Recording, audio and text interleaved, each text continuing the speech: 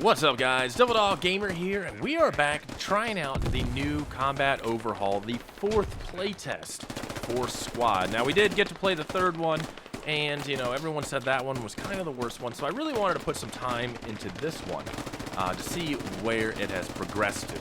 Overall, I do want to say it is better than the last one that I played, but we're going to go over a few things that I like, a few things that I don't like, and a bunch of things that I would like to see change to kind of help balance out the game a bit more, but make it still casual friendly enough to where the player base isn't going to get killed out immediately upon release. Now, the first thing I noticed right off the bat was the ADS time was lower, so it wasn't that long bring up into your shoulder to get a sight picture. It was pretty fast. It was not super fast, but it was still fast enough to where it kind of made sense. The eye boxes and sight alignment were a lot better on the scopes. You weren't really losing them as much, even though as you turned, you'd still kind of lose the eye box here and there, but like you got with the Russian rifles and their 1P78s and all those crappy optics, you could still maintain a sight picture, and you really didn't lose it that much, which was a huge plus because there you're not fighting with yourself more as you can actually get into combat and engage. Now, the recoil was actually a lot better. Full stamina, no stamina loss on the bar at all. You could do with a 5.56 and a 3x scope, you could do follow-up shots pretty well. There wasn't much pop as per se. Crouching, it was a lot better. Prone, of course, was always better. Yellow stamina, though, the recoil was a little bit more, which I can agree with. Yellow stamina, sure. It wasn't as terrible as I thought it was going to be, but it was still pretty rough. But I think it's a good balance. They can keep working on it from there. It's a good spot. Red stamina, though, your optic is all over the place. You look like a 90-year-old. Your shots, the recoil on the shots is tremendously higher than everything else.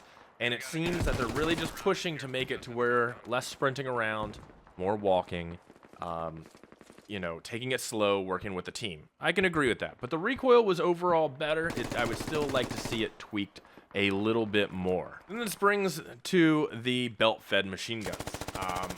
Their recoil was a lot better than it was last update, for sure. You could still stand and fire, no problem. If you didn't do any mouse inputs, the 249 is going straight to the sky.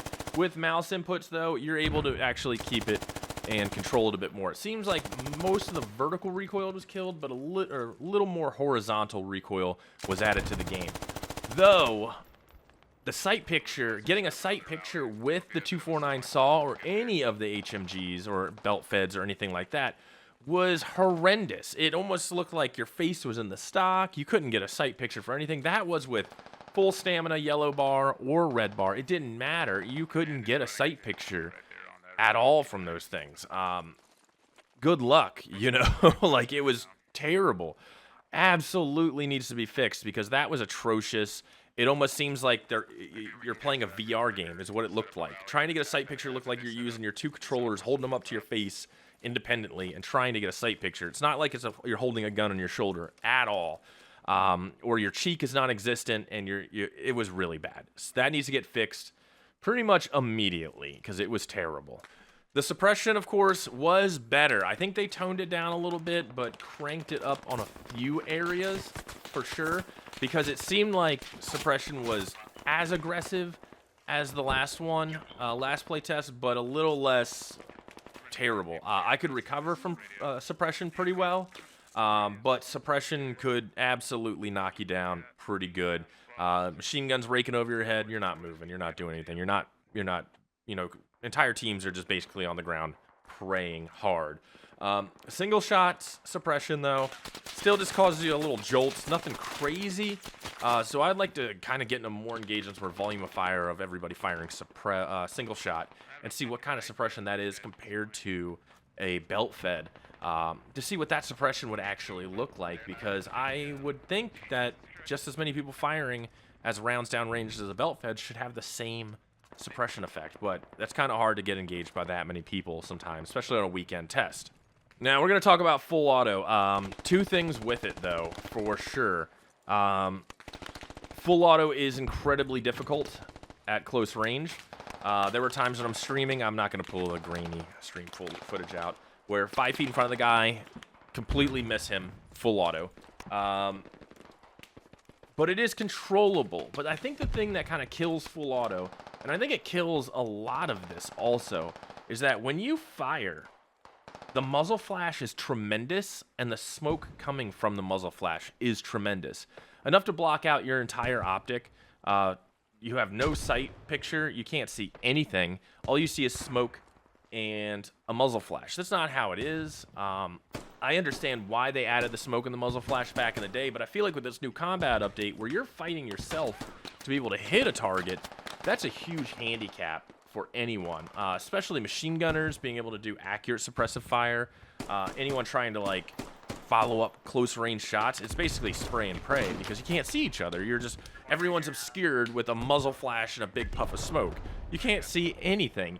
And you know, I even brought out the EOTech C7, and the EOTech wasn't even like centered or co-witnessed, and it was off in the glass, and it almost looked like that was a bug or something unintentional. Because I never really used close range optics in Squad. Now I'm starting to use them more with these combat updates. But it almost seemed like that you couldn't even get a sight picture with that, and it was off center in the hollow. But it should have been co-witness. But then it didn't matter because the second you went full auto, you couldn't see anything in front of you anyways. They really need to tone down the smoke. At least the smoke needs to go. That's not a thing. You know, muzzle flashes are rarely a thing. My Scar 17 13-inch barely creates any muzzle flash, and I have literally a SIG QD for my suppressor on it.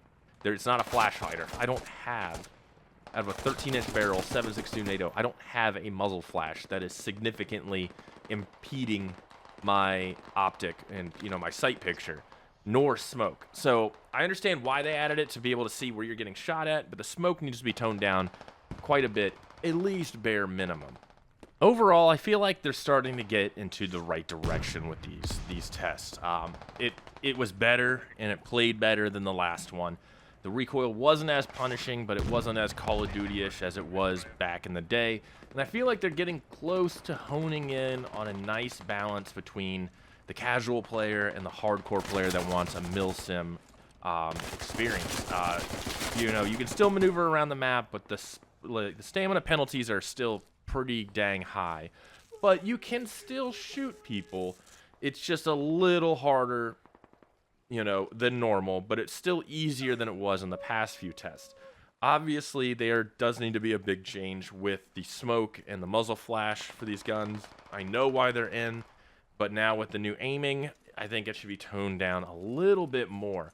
But I feel like they're getting really close to finding that perfect medium to get the guys that want a milsim experience, increase the length of firefights, and appease the casual player. We're definitely really honing in on that super close. I feel like 2 more tests, and they might be just ready to go.